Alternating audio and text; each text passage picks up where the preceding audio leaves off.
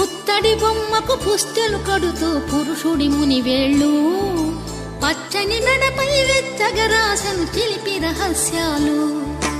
నేలకు జారిన తారకలై ముత్యాల తలంబ్రాలు ఇద్దరి తలపులు ముద్దగా తడిపిన తుంటరి జలకాలు. అందాల జంట అందరి కంటికి విందులు చేసి